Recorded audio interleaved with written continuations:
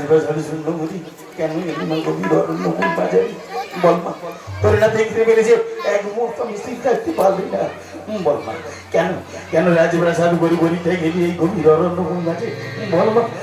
ধূপধুনোর গন্ধ মিলিয়ে ফুলসজ্জায় সজ্জিত করে কার কার পুজো আয়োজন করেছিস মা এই গভীর অরণ্যময় মাঝে কার কার পুজোর মনোনিবেশ করেছিস তুই প্রতিনিয়ত প্রতিদিন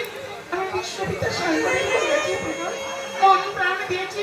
আমার আরাধ্য দেবতা ওই বাবা ভোলানাথের চরণ তলে। তাই তো আজও প্রতিদিনের মতো আজও আসিয়াছি গভীর অরণ্যময় মাঝে শিব পুজো করি সমাপন ফিরে যাবো আবার রাজপ্রাসাদে পরে। হ্যাঁ শুধু ওই ওই ভাগল বলা ভাগল শিবের পুজো তুই বন্ধ করে দে মা যে ভাঙড় বলা সেই প্রতিনিয়ত শ্মশানে মশানে ঘুরে বেড়ায় সেই ভস্মকে প্রতিনিধিত করিয়াছে বিচরণ সেই ভাঙড় বলা শিবের পুজো করছিস বন্ধ করে দে মা বন্ধ করে দে ওই মুহূর্তে ওই ভাঙড় বলা শিবের পুজো বন্ধ করে প্রতিদিন শিব পুজো না করি সমাপন আমি যে জলগ্রহণ করি না পিতা তুমি আমায় কিছুটা সময় দাও পিতা শিব পুজো সমাপন করে আবার আবার আমি ফিরে যাবো প্রাসাদ প্রাঙ্গণ করে। চল এক মুহূর্তে বিলম্ব না করে এই মুহূর্তে ওই শিব পুজো বন্ধ করে তুই আমার আমার সঙ্গে আমার রাজপ্রাসাদে ফিরে যাবি।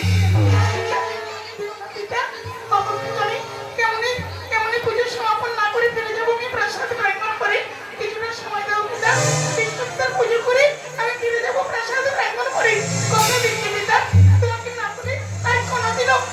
আমি শিব পুজো না করিব আজকের মতো তুমি আমার একটু সময় দাও পিতা। যদি এক মুহূর্তে ওই ভাঙড়ে বলা শিবকে আমি দেবতা বলে কোনোদিন স্বীকার করি না তাই তার পুজো তোকে আমি করতে দেবো না উঠে আয়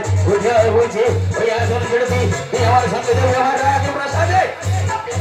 চলে আয় বলছি না তোর কোনো কথা আমি শোনবো না চলে আয় বলছি চলে আয়